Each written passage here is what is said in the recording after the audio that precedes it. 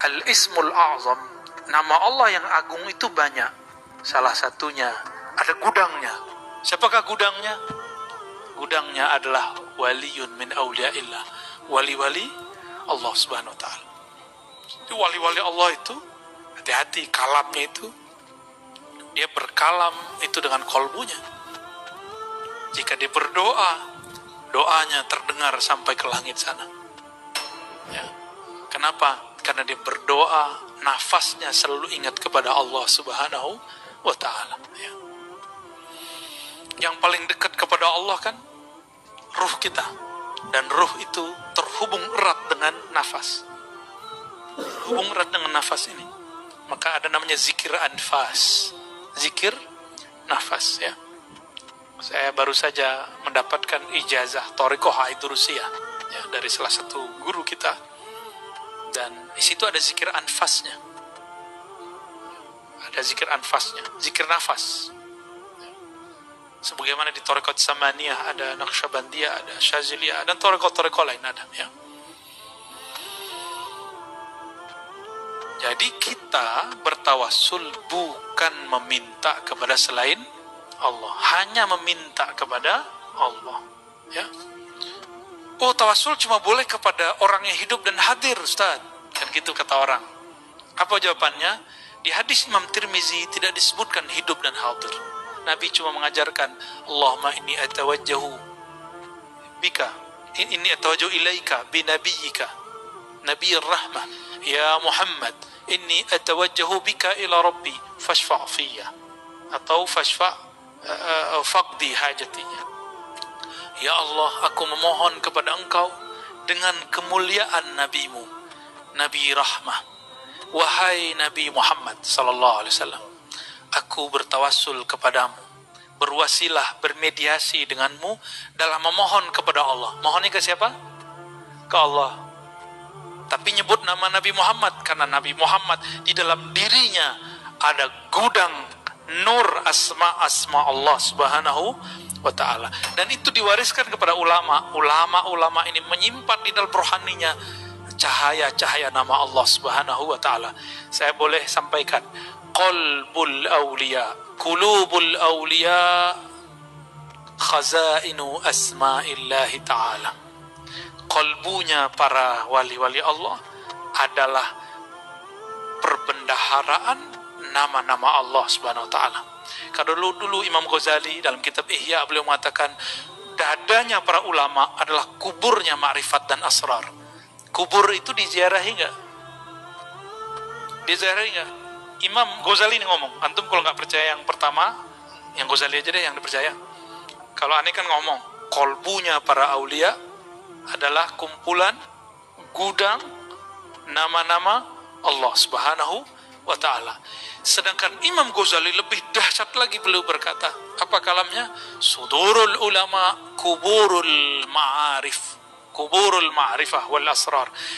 Dada para ulama adalah kuburan daripada ilmu ma'rifat dan rahasia.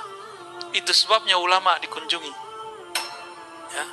Itu sebabnya ulama dikunjungi, ya. Saya pun senang ziarah ke ulama.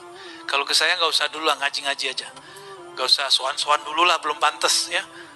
Belum pantas aneh disoan-soanin, ya.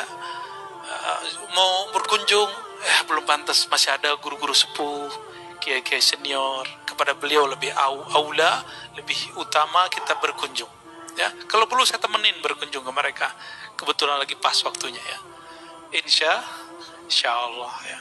Mau ziarah nanti, ya. Ziarah bareng-bareng kita mau. Insya Allah. Kenceng. Semoga COVID-nya nggak bekerja banyak, ya. Ini karena mau libur sengaja, ya. Jangan terlalu euforia. Siapa tahu nanti ada virus baru. Itu maksud dari pemimpin kita, ya.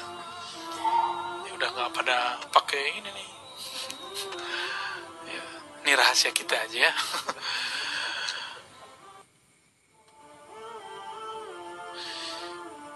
Engkau memohon kepada selainnya liqillati hayaika minhu, karena engkau tidak tahu malu. Enggak tahu malu, Udah tahu semuanya dikasih oleh Allah. Udah tahu bahwa satu helai rambut pun Allah yang menumbuhkan. Sudah sadar bahwa kita ini baiknya karena Allah yang membaikkan. Masih aja minta kepada selain Allah. Biasanya meminta kepada selain Allah ini terjadi pada orang kepepet. Jadi ilmu kepepet ini ada baik ada buruknya. Kalau waktu kita mahasiswa kepepet malam ini langsung jadi itu skripsi.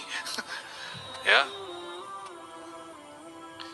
Tapi kepepet. Nah, ini biasanya kan yang kepepet itu orang sakit. Kalau sakit datang ke dukun tuh. Dukun ya tahu deh ya. Dia kan minta ke Allah juga sebenarnya. Cuma kan antum dia disuruh syirik.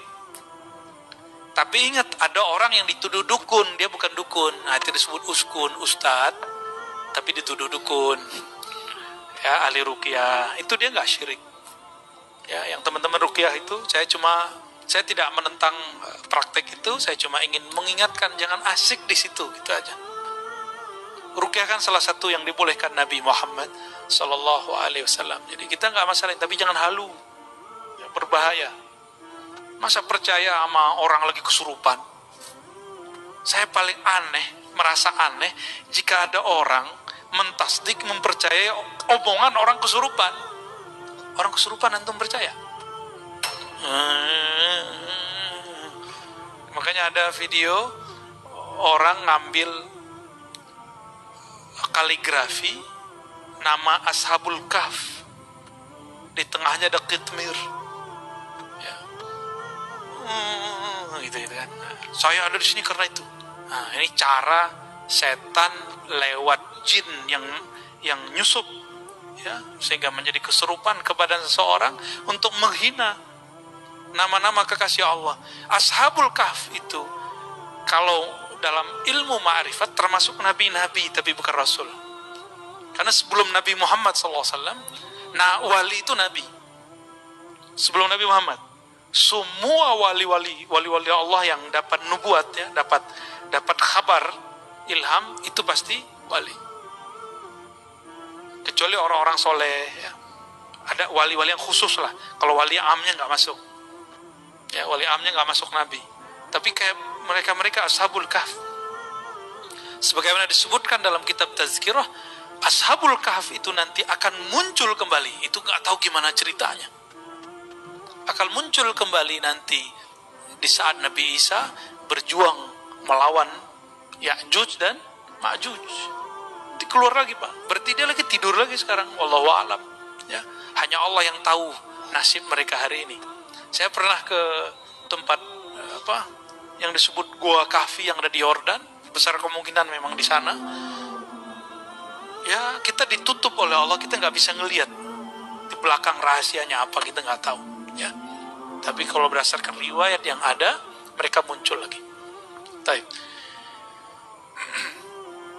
Ada kepepet kedua, orang yang sudah mentok biasanya jabatannya, posisinya. Biasanya nih pejabat-pejabat nih, hati-hati, ya. Pejabat-pejabat, nggak tahu, kelas menteri mungkinnya dia ada. Cari backup ke siapa? Ya, direktur-direktur yang sudah kesohor tuh, ya, udah mentok dia, udah bingung. Nah, cari backup, mau cari backup ulama, terjebaknya kepada dukun yang berbaju ulama. Ada ulama dituduh dukun, nggak dideketin. Ada dukun berbaju ulama dideketin. Oh, ini banyak terjadi, ya, udah banyak. Saya agak sedih melihat fenomena ini, ya. Kalau mereka menghebat, mereka aja jadi direkturnya. Mereka aja jadi orang hebat. Kenapa mereka kemudian kita mintai? Jangan marah, ya. Yang praktek jangan marah. Ya, kita harus edukasi masyarakat lah.